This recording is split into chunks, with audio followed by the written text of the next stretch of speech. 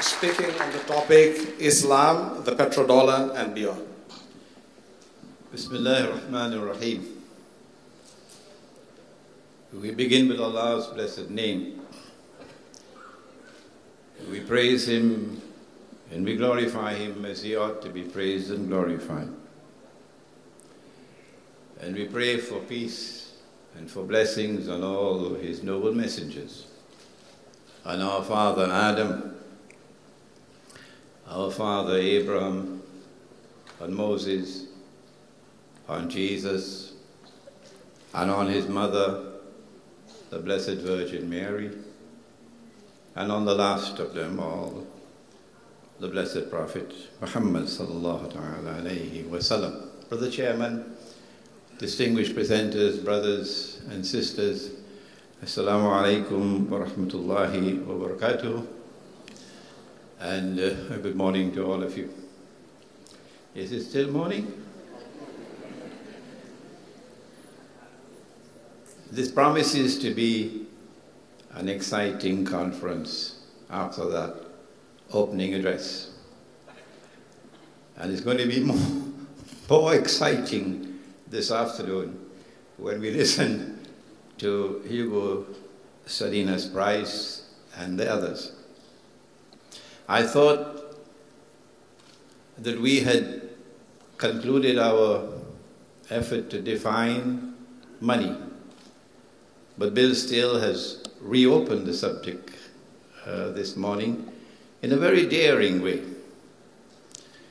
Our conference must ensure that we explain issues relating to money in a manner that can be readily understood, not only by those who are present here in this gathering in Kuala Lumpur, in Malaysia, but also by the hapless multitudes around the world, many of whom are listening to us and viewing us on the internet, who know little or nothing of the subject, but who look to us for guidance. And hence there is an imperative for simplicity and for clarity, while avoiding the use of technical jargon. However, we must provide an adequate explanation for the term Petrodollar, since our view is that it is symbolically present in a hadith or a saying of Prophet Muhammad, peace be upon him, on which this presentation is based. We must reveal the staggering role that it has played and still plays in sustaining today's unjust monetary system, as well as the equally unjust international banking system. Both of these are absolutely unique phenomena in human economic and monetary history.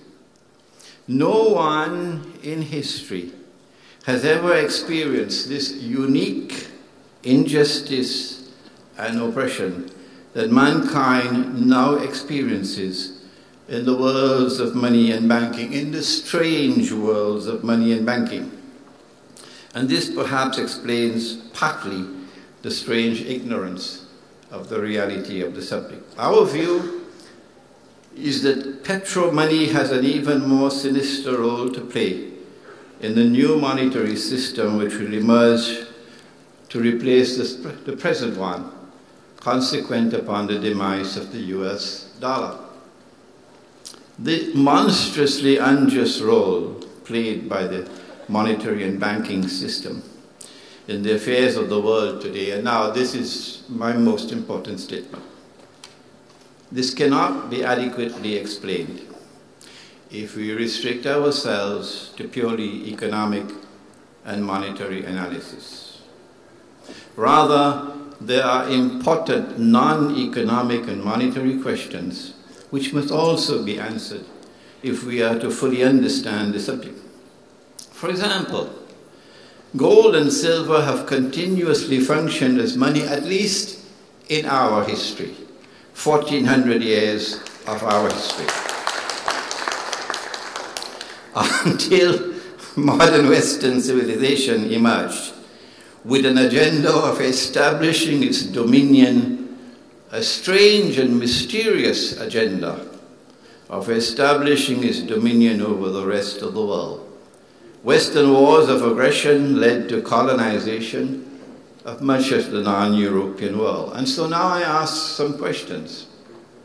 Is it by accident or by design that decolonization resulted in the rest of the non-European world being incorporated into the mysterious and ominous European monetary system in which, for the first time in human history, mankind was prohibited by international law from using gold as money, and in which money with intrinsic value was replaced by money with no intrinsic value? Prohibited. Is it by accident or by design that the new European monetary system supported a European-comprised banking system which together operated in such wise that they and their clients grew incredibly wealthy while the rest of the world was imprisoned in increasing poverty and destitution? Has that economic impoverishment led to political servitude? Is it true or is it false that modern political servitude invariably implies conformity with a Zionist agenda? Is it by accident or by design that European Zionist Jews and Zionist Christians have a firm control over that monetary and international banking system and are using it to the advantage of the State of Israel? Is it by accident or by design that the modern secular West continued the jihad that they call the Crusades, waged by medieval Christian Europe to liberate the Holy Land from Muslim rule until success was finally achieved in 1917? Why did non-European Christians refrain from participating in a Christian jihad? Why did Western European Christians fight their Eastern Christian brothers in faith while making their way in a Christian jihad to the Holy Land? And finally, is it by accident or by design that the West then presided over the birth of a State of Israel in the Holy Land, some 2,000 years after Holy Israel had been destroyed by divine decree? And the Jews were then brought back, sometime by hook and sometime by crook, to reclaim the Holy Land as their own some 2,000 years after they were expelled from it by divine decree. Did all of the above take place by accident? Or was it part of a grand design that would eventually make it possible for Israel to rule the world? Why would Israel want to rule the world? The Quran has declared that it has come to explain all things. In Surah Al-Ma'idah, Surah number 16, verse 89. And we have some of our books, Jerusalem and the Quran, the gold dinar and silver dirham, Islam and the future of money, in which we have turned to the Quran and turned to the Hadith to try to provide answers to these questions. And what these answers indicate is that there is an eschatological dimension to the subject of contemporary world affairs, which is absolutely indispensable for proper understanding of the subjects of money and of banking. And at the heart of that explanation is the return of the true Messiah, Jesus, the Son of Mary. Peace and blessings of Allah be upon them both, who when he returns will rule the world from Jerusalem. And at the heart of that explanation is the advent of a false Messiah who would attempt, prior to the return of the true Messiah, to impersonate the true Messiah if he is to successfully impersonate him, he would have to do the following. Number one, liberate the Holy Land for the Jews. He's already done that. Number two, bring the Jews back to the Holy Land to reclaim it as their own. He's already done that. Number three, restore a state of Israel in the Holy Land and deceive the Jews into embracing it as Holy Israel. He's already done that. Number four, cause that imposter Israel to become the ruling state in the world. I recognize Dajjal, the false Messiah, as the actor responsible for all of the above. As a consequence of our Islamic eschatology, we were able to understand events unfolding in the world for quite some time now as preparatory to the establishment of a Zionist-controlled world government, world economy, and universal currency or global currency. Our eschatology also allowed us to recognize petro money as located at the very heart of Dajjal's quest to rule the world. We turn now to the European monetary system, which we referred to recently. In the wake of the First and Second World Wars, a new European monetary system was established at the Bretton Woods Conference in 1944. Agreement was reached among the Western rulers of the world on a monetary system in which only one currency, the US dollar, would be redeemable in gold. You could take the dollar and get the gold at $35 an ounce. Dr. Mahathir made reference to it. All other currencies in the world would have their value determined in relation to the US dollar. Our Islamic analysis of this strange new monetary system can be found in my book, The Gold Dinar and Silver, Dirham, Islam and the Future of Money. But this was, in Islam, bid'ah, an innovation as high as a mountain. It seemed, however, to have escaped Islamic scholarship. Secondly, only governments, through their central banks, could redeem dollars for gold. Ordinary people could not do that. An institution known as the International Monetary Fund would be established, and each member state would be required to deposit 25% of your gold reserves with the IMF. These provisions were in reality quite flimsy, and they gave the false impression that the new monetary system was somehow anchored in gold. In fact, the gold that was deposited with the IMF functioned merely as a means through which state could seek loans on interest from the IMF. But more importantly, to the extent that the member state faithfully complied with the requirement of depositing that gold, the IMF would know the extent of gold reserves of each country in the world. This was further assured through the requirement that member states must report to the fund all sales and purchases of gold. What was not disclosed was that the US dollar would remain redeemable in gold only for as long as it was convenient for the US government to honor that obligation. What was not disclosed was that the US dollar would remain redeemable in gold only for as long as it was convenient for the US government to honor that obligation.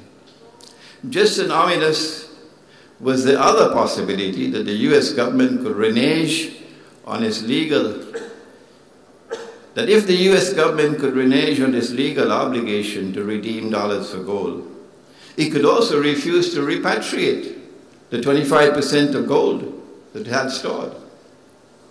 Let us pause for a moment to remind those who are unaware that the US government has already abandoned its legal obligation to redeem dollars for gold and now refuses to even audit the gold belonging to the rest of the world that is stored in the United States of America. Strangely and mysteriously, the use of gold as money was prohibited in the Articles of Agreement of the IMF. Nowhere was an explanation offered for this strange prohibition. and conveniently so. No one asks for an explanation, not even the scholars of Islam. What are the likely reasons why the Articles of Agreement of the IMF prohibited the use of gold as money? I'm venturing to offer an answer. Number one, to prevent the possibility that gold used as money could challenge and could cause a collapse of the bogus paper money monetary system.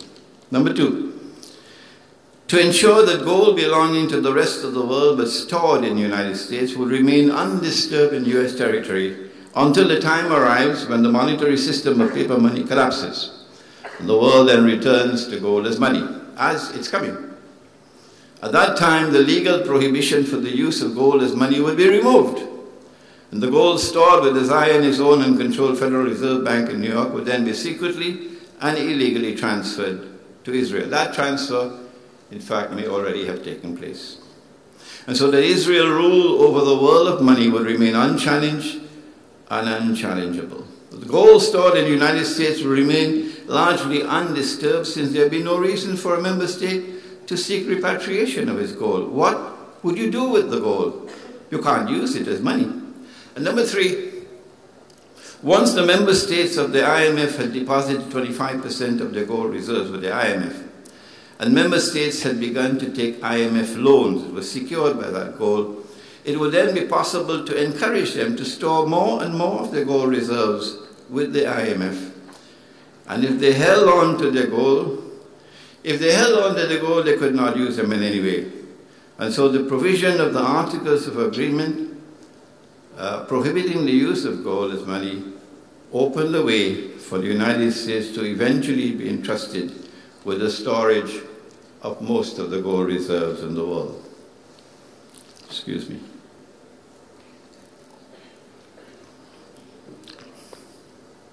It is absolutely amazing that the world of Islamic scholarship never responded, since 1944, up to this day, to the IMF Articles of Agreement, to point out that Allah Most High made the use of gold and silver and commodities of food consumption as money. He made them halal. Gold and silver and articles of food consumption as money. He made it halal. And if you make haram what Allah made halal, if you make haram what Allah made halal, then according to the Quran, that is blasphemy. That's shirk. The one sin that Allah would not forgive. Allah had made the use of gold and silver and commodities of food consumption as money halal. I don't have the time to define money more than this in my presentation. And if you make haram what Allah made halal, that is shirk, according to the Quran, Surah At-Tawbah. And shirk is blasphemy. And the Quran says this is the one sin that Allah will not forgive. If we then use that money, which is substituted, what Allah had made halal, they've made haram, and what they have substituted for the gold, or for the real money, we then use it, we also now join in the shirk. It is absolutely amazing that the world of Islamic scholarship failed to recognize that since money in the Quran and Sunnah was always money which had intrinsic value. The value of the money is in the money and created by Allah, not by George Soros. If Allah had given us money which is always money with intrinsic value, then it was an abandonment of the Quran and of the Sunnah to turn and accept money with no intrinsic value. The paper money was bogus. It was fraudulent. It was haram. But kindly allow me to also say, Islamic banking doesn't appear to have understood that as yet. In addition,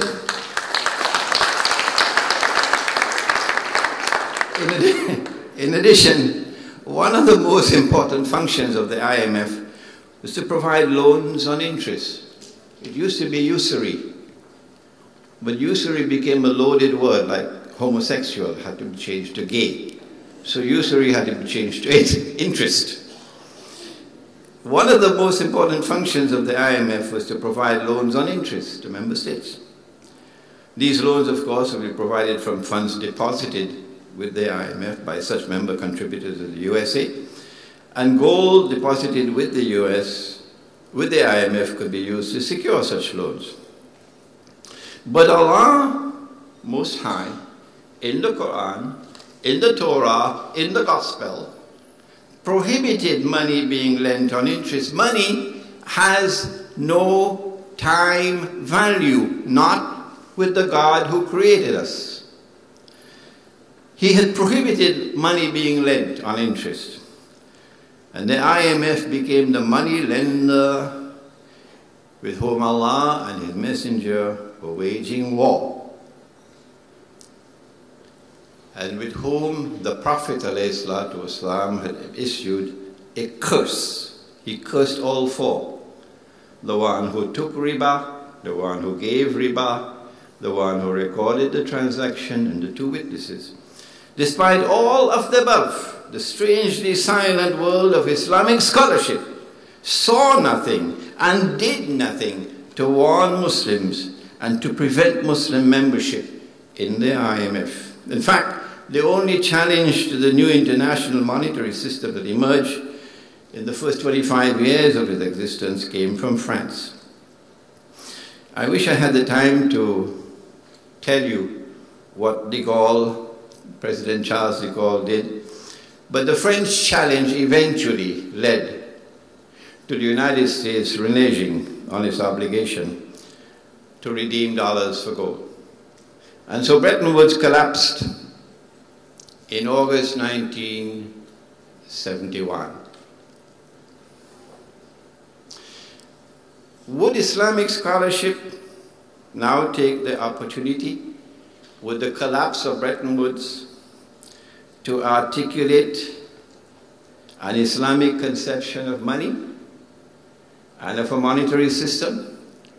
My research has led me to only one book, written by Umar Chapra, entitled Towards a Just Monetary System. Other than that, the world of Islamic scholarship remained mysteriously silent. Nor were the French able to grasp the opportunity presented by the collapse of Bretton Woods in August 1971 to lead an effort for the establishment of a new and a better monetary system. Instead, within just 2 years of the collapse of Bretton Woods, the Americans pulled the rabbit. Within 2 years of the collapse of Bretton Woods, the Americans pulled the rabbit out of the bag and stunned the world in the wake of the October 1973 Arab-Israeli war and the simultaneous Arab oil embargo in the United States, with the surreptitious establishment of a stunningly cunning petrodollar monetary system. What was that system? Before we turn to it, let us quote the hadith of Prophet Muhammad ﷺ, on which this paper is based. The Prophet said, Allah's blessings be upon him, that among the signs of the last day is that the river Euphrates would uncover a mountain of gold. He said the people would fight for that gold, and 99 out of every 100 would be killed. But each one of them would expect to be the 1 in 100 who would survive. He went on to warn that whoever is present at that time should not take of that gold. Sahih Bukhari. The river Euphrates did uncover a mountain of gold less than 100 years ago. But it was black gold, namely oil. And there have been constant wars, one after the other since that time, for control over that black gold. We'll explain in a moment how the petrodollar came into being when an ocean of oil commenced functioning as a mountain of gold in a new petrodollar monetary system. However, the world still has to experience such wars over which 99 out of every 100 would be killed, meaning wars with such weapons of mass destruction, which would cause such colossal deaths. It is unclear whether those wars over the mountain of gold would culminate in the Malhama, or the Great War prophesied by the Prophet. Such a great war would substantially reduce the human population in the world, and then tiny Israel would have far less difficulty in ruling the world. Our view is that we were prohibited from taking any of that mountain of gold because that monetary system in which oil will now be used as gold would function as an instrument for the enslavement of mankind. To the extent that we used it, we would eventually be enslaved. And now the road to the petrodollar. There's evidence which strongly suggests that the Arab-Israeli War of 1973 was stage-managed. It led to the Arab-Israeli War and the oil boycott of the United States. It led to the spectacular rise in the price of oil from $3 a barrel to $12 a barrel, 400% rise in the price of oil. The spectacular rise in the price of oil not only benefited the American and British-owned oil companies, but also, more importantly, the largely Arab oil-producing countries.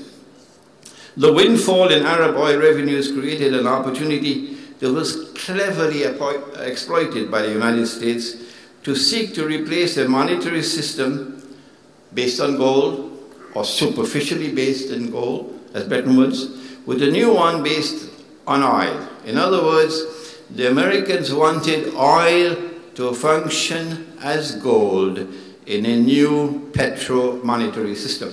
Henry Kissinger, the American Secretary of State, successfully negotiated with Saudi Arabia's King Faisal an agreement requiring oil to be sold for only US dollars. Saudi Arabia then persuaded the other Arabs to join, and that's the birth of the petrodollar. Excuse me.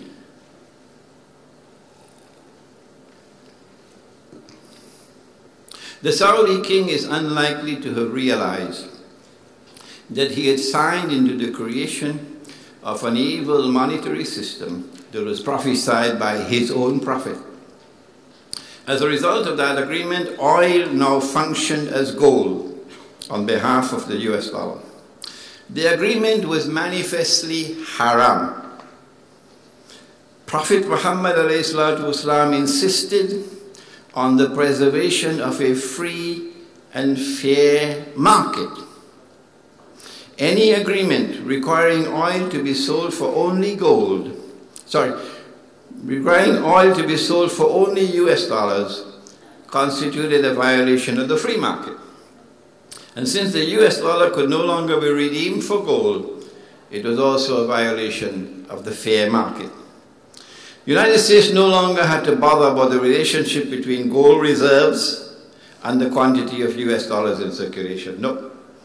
The price of gold could rise to infinity without posing any real threat to the US dollar. In other words, an opportunity was created for the Federal Reserve to create as much money as it wanted with the sky as the limit, and to then feed that money into the banking system. And as the banks lend that money on interest, the newly created money would then be legally recognized as money. Indeed, the world has moved away from printing paper. As Dr. Mahathir explained this morning, all you have to do is sign a check for $7 trillion.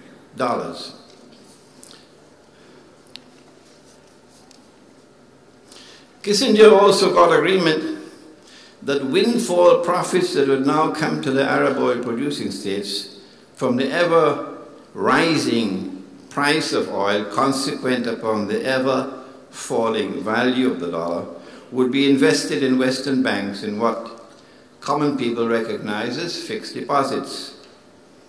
They would invest in their petrodollars in US Treasury bonds, for example. And so petrodollars would transform them into moneylenders on interest. I suspect that the quid pro quo for this agreement was a secret defense treaty in which the United States guaranteed the security of the state of Saudi Arabia. We are now located at that moment in the historic process when, from our eschatological perspective, Dajjal is about to transit to the third and final stage of his mission. And you read Jerusalem in the Quran, you'll understand what I'm talking about here. In the first stage of his mission, about which the Prophet ﷺ had spoken, the world experienced the emergence of Pax Britannica, with the sterling pound emerging as an international currency. That didn't happen by accident. In stage 2, Pax Americana replaced Pax Britannica, and the US dollar replaced the sterling pound as the international currency. This is not by accident. And our view, expressed in Jerusalem in the Quran, which was published in 2002, is that Pax Judaica will replace Pax America, and a new international currency will replace the US dollar. We do not know whether that new international currency will be the Israeli shekel or the bankor, or whether the Zionist bankers will coin a new name for electronic money. Whatever be the name of that new international currency or global money that would succeed the US dollar, it should be clear that it will be based on the same petro money foundation as the petrodollar. This would not be possible without an alliance between Israel and the Arab oil-producing states, Saudi Arabia in particular. So we are now able to understand more clearly why Prophet Muhammad, Allah's blessings be upon him, made that ominous declaration concerning Najd. That's where the Saudi rulers have emerged, Najd. He said that from Najd would come the horns of Satan. The greatest of all dangers posed by the petro-money monetary system is it allows the Zionist-controlled banking system to create as much money as they wish. There is no legal limit to the creation of money. The sky is the limit. And then they will lend it to Egypt. And then Egypt will have to toe the line to get the IMF loan. There is no legal limit to the creation of money. The wealth can then be used to enslave those who oppose Israel, while enriching those who support Israel. In fact, many people in the world today already live at the door of that slavery. Now then, to end, how do we respond to the petrodollar? Since Prophet Muhammad, Allah's blessings be upon him, gave the order, he said those present at that time should not touch that gold. The implication is that Muslims in particular have a religious obligation to stop using today's paper, plastic, and electronic money that is bogus, that is fraudulent, and that is haram. We have counseled a strategy of defiance of the legal prohibition of the use of gold as money. However, in view of the possibility of state violence in response to gold being used as money, since the IMF prohibits the use of gold as money, including gold coins being seized by the state, and since there is no legal prohibition of the use of silver as money, Hugo Salina's price must be smiling now, since there is no legal prohibition of the use of silver as money, Muslims should now lead the rest of the world, or join with the rest of the world, rather, in creating markets in which silver dirhams will be used as a medium of exchange. Whether it's the actual coin, an electronic coin, can be debated later. The point is returning to real money. it is unrealistic to assume that there's any possibility of getting petrol money out of circulation in the world of Islam. Hardly any government dares to defy the Zionists. And the ulama or religious scholars of Islam have so far refused to declare paper, plastic and electronic money now in use to be haram. Consequently, silver dirhams will circulate alongside petrol money. What problems are we likely to encounter when silver coins circulate alongside petrol money? I hope this conference will take up the problem. How should they be resolved? I hope this conference will take up that problem. No one, perhaps, has done more research on this subject, and I urge you to come out this afternoon. No one, perhaps, has done more research on this subject than our next speaker, Hugo Salinas Price of Mexico. Thank you.